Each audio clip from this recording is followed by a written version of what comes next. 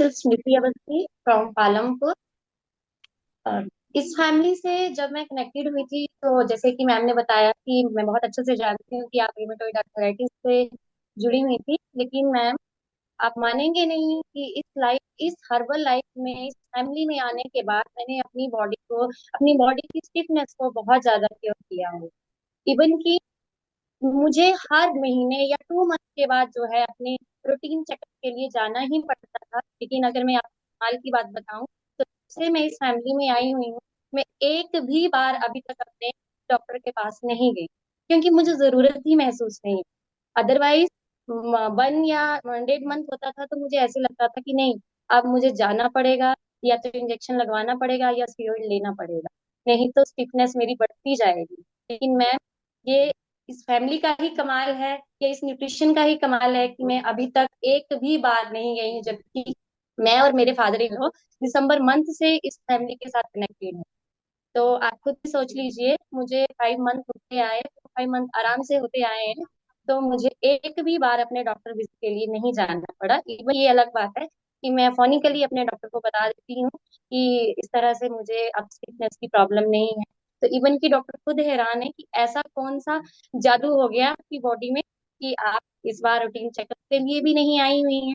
तो मैं सभी से यही बोलूंगी कि जो हमारे माइंड में जितने भी रूमेटोइड अर्थराइटिस के पेशेंट होते हैं, उनके दिमाग में एक तरह से नेगेटिविटी आ जाती है, या हमारी सोसाइटी हमारे में नेगेटिविटी डाल देती है कि ये एक तरह की क्रॉनिक डिजीज है और क्रॉनिक डिजीज को खत्म नहीं किया जा सकता। लेकिन क्रॉनिक डिजीज को खत्म नहीं किया जा सकता, ये मैं मानती हूँ कि उसको रूट से हम खत्म नहीं कर सकते हैं, लेकिन उसको रेजिस्ट कर सकते हैं।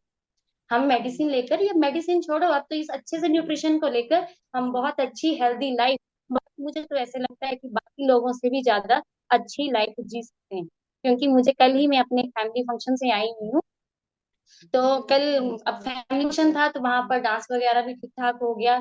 तो मेरे को सारे ये बोल रहे थे कि पहले तेरा ये था कि बस 15 मिनट कर लूंगी और उसके बाद नहीं, मेरी मेरी मेरी टांगे जवाब दे रही हैं। लेकिन इस बार क्या हो गया, डीजे तूने ही शुरू करवाया और खत्म जब तक नहीं हुआ तब तक तू डांस ही कर रही है, ऐसा क्या खा रही है?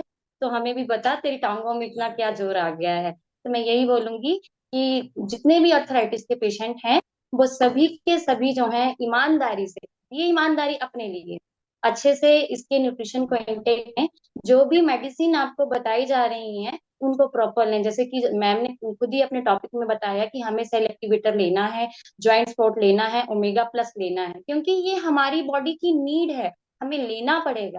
अदरवाइज ये स्टिफनेस, आज तो ये टेंडरनेस ठीक हुई है, लेकिन ये फिर से रिटेन हो सकती है।